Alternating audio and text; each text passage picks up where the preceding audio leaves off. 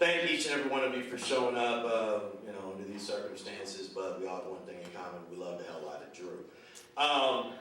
The thing about Drew that I guess I love the most was that was the guy that, at least in my interaction with him, this motherfucker was always happy. And anybody that knows me knows I am the exact polar fucking opposite of that. So, the fact that he was still cool with me and he would take my phone calls and I would call him up and he'd be like, hello? Yeah, Drew, it's Jesse. Hey man, how you doing? He was like happy to fucking hear from me, which was odd. So, yeah, I love that about it. I guess one of the weirdest things Drew ever told me, I don't know whether some people might agree with this, he always told me, he said, Jesse, I really think you're funnier when you're mad. You need to get more mad. I said, I'm working on it, motherfucker. And, I guess it kind of works. Well, let's see. Here's a couple new things I want to try. The latest thing that pissed me off. Has anybody in this room gotten one of these red light camera tickets? This is some bullshit. No, let me see how this works. Okay, so now cops are so fucking lazy. You don't even have to see me do shit. You just set up a camera. The camera takes a picture, and now I'm fucked up. $90. Well, I did some research for you all, and now I found out, just so you know, you have to start 30 feet in advance, just so the camera will catch you doing this.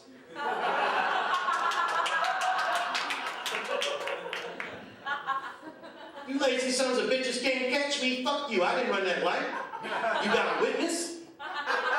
No, they sent me a picture of my car. Because if you got one, they send you a picture of your car, license plate. I'll tell you what I did. I sent them a picture of $180. Fuck you.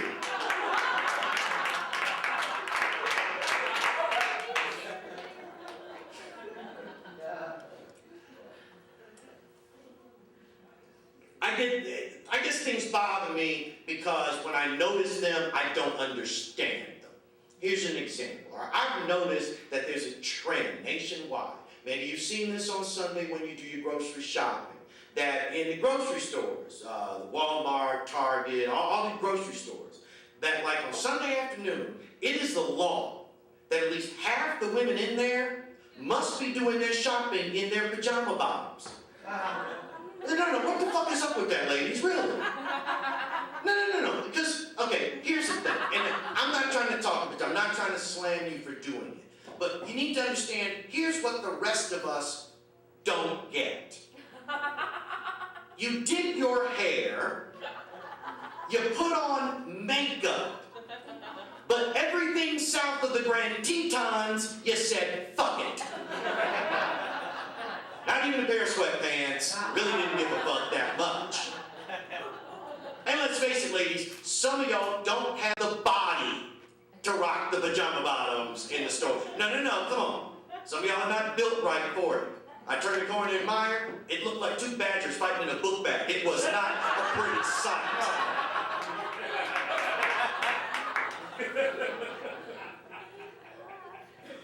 And if you must wear them, could they at least be age appropriate?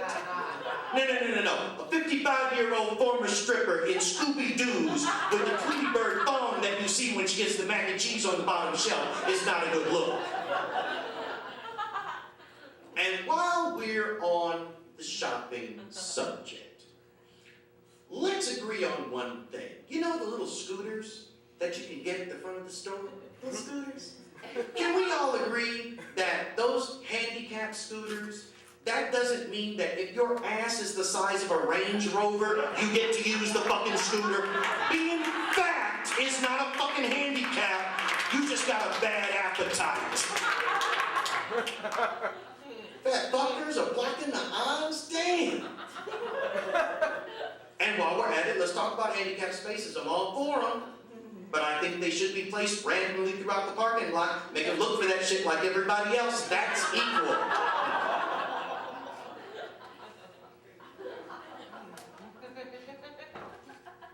Maybe it's the way I approach people. I don't know. I mean, but sometimes I think it's the way people approach me, honestly, that just sets me off. All right, prime example, all right? And this has probably happened to you. Guarantee same shit's happened to you. Go in and get some gas, walk up to the guy, I go 20 on 6. He looks at me and goes, gas? No, motherfucker, beer. What else comes out the goddamn pump?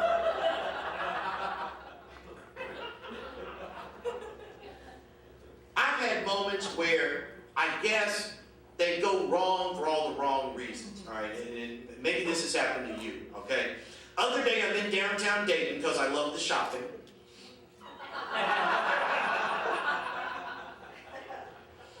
And I'm approached by a panhandler, a homeless person. Now, I'm not going to give him my normal speech, which is you got 10 fingers, 10 toes in the presence of mind, you come beg shit off of me, find a better role model, do something else, sell some fucking flowers, I ain't giving you shit. On this day, I'm feeling blessed. Providence has smiled on me, so I'm going to share my good fortune with someone else. So, he gives me a spiel, I reach in my pocket, I pull out $1. I'm handing him $1 when his cell phone went off. No, this is what made me mad. He looks at me and goes, I gotta take this. I gotta take back my fucking $1. What do I look like paying for your roaming charges? Which must be significant.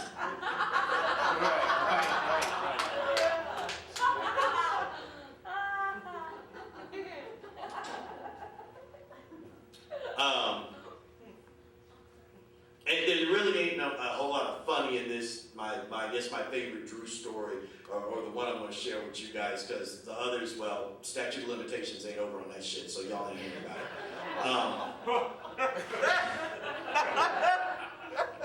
Hey, we're comics, this is the road, man. We had good fucking times. Look, Drew and I and Vincent, that was here before, never motherfucker. We were all doing a show. We're all doing a show here at Wiley's for the weekend, and we were all really hyped about this. This was just like, this was a big deal, man. It was like, boom, man, get me, go do it. And Drew and I decided we were going to go over to Oktoberfest and drum up business. We'll go over there, shake some hands, meet some people. Now, folks, I know we've only known each other a short time, but I think you can assess I'm not a motherfucking people person. It's not like I don't mean to be, I'm just fucking not. But Drew loved people, and they fucking loved him. And I mean, I got to watch this guy for the better part of 2.5 hours as we just went through. And I mean, the term work the crowd, yeah, he worked the crowd, but I mean, no, he connected with people, total fucking strangers. Just walked up and started talking about, yeah, we're doing a show tonight, you ought to come to the show. And damn it, some of those motherfuckers came to the fucking show that night. That's how fucking cool it was. So I mean, he was genuine like that, and people always picked up on it. I always really respected that about him so much, is he had that genuineness, that kind of a white boy aw shuck shit that y'all like to do, which I dig that. I really, Richie Cunningham motherfuckers, I love that shit. I do. I eat that shit up, man. Because here we have shows, man, he goes, I'm like, Drew, you motherfucking kick those motherfuckers in the nuts. Fucking hey, man, that's cool. I loved him to death, man. He was a great motherfucker. He had a couple of favorite jokes that I used to bitch and moan about to him that I wanted to take out of the act because I'm tired of fucking telling him. And I would talk to him about it. He's like, yo, you can't take this out of there, you can't take this out of there.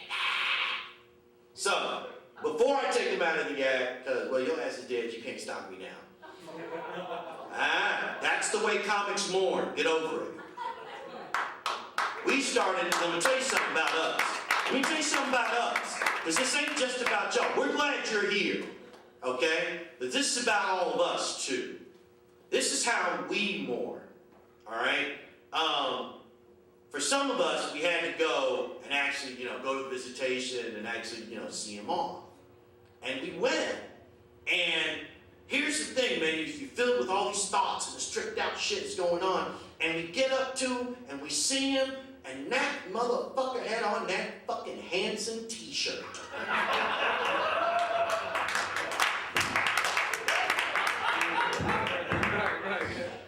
A part of me, I swear to fucking God, a part of me was waiting for him to pop up and go, gotcha! That's us. That's what we do. Okay? That's who we are. He was one of us. If we were still in the old days, y'all actually wouldn't have got to bury him. We'd have had to burn him up on a pyre. No, he was a fucking comedy warrior. So, we send him off that way. So, my whole point was, these are a couple of Drew's favorite jokes. One of them I already did take out of the act because it's just too damn mean and nasty. Okay? And he loved this joke. All right, I'm going to tell it anyway. Motherfucker. When I get to heaven, I'm kicking your ass for this. This is one of his favorite jokes. And I actually took this out of the act years ago, but he loved this joke so much. And I'm going to update it just because it needs updating. What do caviar and Jerry Sandusky have in common?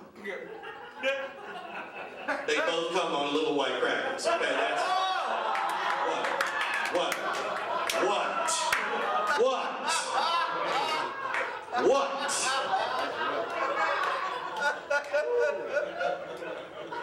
I'm going to help a writer, you're going to help a laugh. Don't get it twisted. Special. That's a 7th level. That's a 7th level joke right there. I'm going to get poked with a pitchfork when I get there. Fuck it. All right, and my last, and he loved this one to death.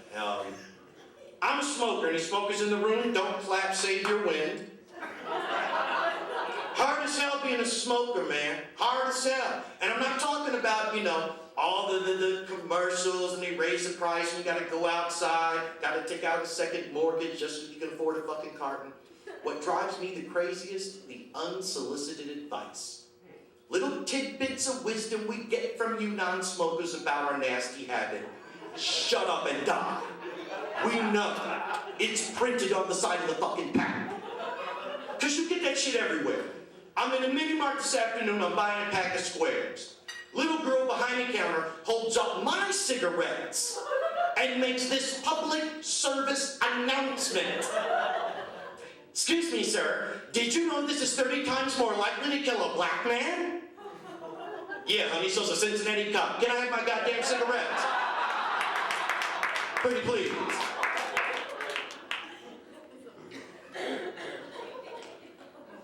That's for you, Drew. Thank you very much. That's all the time I'm going to do tonight, so I appreciate your time.